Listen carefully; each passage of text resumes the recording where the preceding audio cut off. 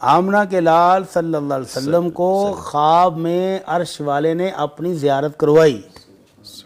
کیسی خوبصورت ملاقات ہوگی، کیا روحانی ملاقات ہوگی۔ اور اس ملاقات کے دوران مالک نے پوچھا، اے میرے مصطفیٰ، کیا تمہیں پتہ ہے کہ اس وقت مالا الاعلیٰ کے فرشتے آپس میں کیا گفتگو کر رہے ہیں؟ تو آمنہ کے لال نے کہا، اللہ یہ تو آپ ہی جانتے ہیں، مجھے کیسے پتہ چلے کہ وہ کیا کہہ رہے ہیں؟ تو وہ جو آپس میں گفتگو کر رہے تھے وہ نبی کریم صلی اللہ علیہ وسلم نے اپنے فرمان کی صورت میں اپنی امت تک پہنچا دیا۔ سبحان اللہ۔ فرمایا، الا ادلکم ما یمحو اللہ بہ الخطایا ویرفع بہ الدرجات۔ میرے امتیوں، کیا میں تمہیں وہ وظیفہ، وہ عمل بتا دوں جس سے اللہ گناہ بھی معاف کرتا ہے اور جنت میں درجے بھی بلند کرتا ہے؟ تو یہ وہی چیز تھی جو فرشتے اس وقت گفتگو کر رہے تھے آپس میں۔ تو صحابہ نے تو کہا، اللہ کے نبی ضرور بتائیں ایسا نسخہ جو فرشتوں کا بھی موضوع سخن ہو، وہ ان کی گفتگو بھی ہو، اور پھر اللہ رب العزت کے ساتھ جب آپ کی دیدار اور زیارت کی ملاقات ہو تو اس میں اس کا تذکرہ ہو، تو آپ تو یہ ہمیں ضرور بتائیے۔ تو آپ نے فرمایا وہ 3 چیزیں ہیں جن کے ساتھ اللہ رب العزت درجات کو بلند کرتا ہے اور گناہوں کو بھی معاف کرتا ہے۔ تو آپ نے فرمایا، اسباغ الوضوء علی المقارع، جب مشقت محسوس ہو، تبھی چاہت نہ رہ جائے، ٹھنڈ ہے، برف جیسا پانی، یا گرمیوں کی شدت میں ابلتا ہوا پانی۔ جی۔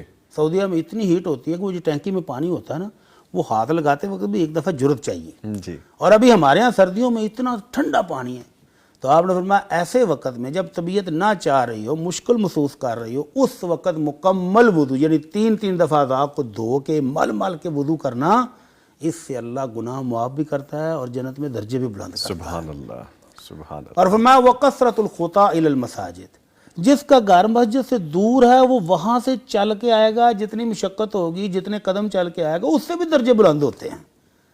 اب ہمارا تھوڑا سا تو گھر دور ہے، مسجد میں جایا نہیں جاتا، طبیعت میں سستی آتی ہے، تو پھر اس قسم کے جو اعمال ہیں، جو فضائل ہیں، جو اللہ کے نبی کے ارشادات ہیں، اس سے ہمت بڑھتی ہے صلی اللہ علیہ وسلم۔ جی۔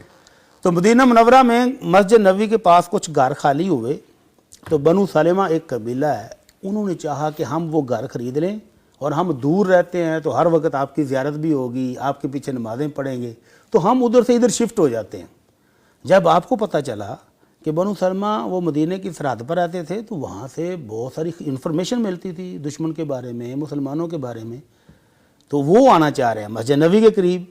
تو آپ نے فرمایا، یا بنی سلمہ دیارکم تکتب آثارکم، جی۔ اپنے گھروں میں ہی رہو، ادھر سے چل کے جب مسجد میں آتے ہو تو ایک ایک قدم تمہارا نوٹ کیا جاتا ہے، سبحان فرشتے لکھتے ہیں، اور ہر قدم پر تمہیں نیکیاں ملتی ہیں۔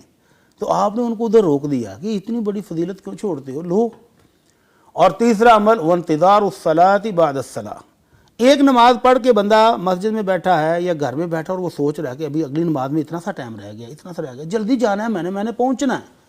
تو یہ جو فکر ہے نا نماز کی، اس سے بھی اللہ گناہ معاف کرتا ہے اور جنت میں درجے بلند کرتا ہے۔ سبحان اللہ، سبحان اللہ۔ اور آپ نے اسی روایت کے اندر، اسی حدیث کے اندر جس میں خواب کی زیارت کا تذکرہ ہے، فرمایا یہ نمازوں کی حفاظت، ان کی فکر، ان کا اہتمام جو شخص کرتا ہے، وہ عاش بخیر و مات بخیر، نمازوں کی فکر کرنے والا خوبصورت زندگی جیتا ہے اور موت بھی اس کو خوبصورت آتی ہے۔ سبحان اللہ۔ اور آپ نے اگلا فرمان تو سننے والا ہے، نمازوں کا اہتمام کرنے والا، نماز کی فکر کرنے والا۔ فرمایا کہ جو شخص نمازوں کی فکر میں اسی طرح اس کو زندگی کا وقت پورا ہو جاتا ہے، خرج من ذنوبہ کیوم ولدتہ امہ، نمازوں کا اہتمام کرنے والا دنیا سے جاتا ہے تو ایسے گناہوں سے پاک ہوتا ہے جیسے آج ہی اس کی والدہ نے اس کو جنم دیا ہو۔ اللہ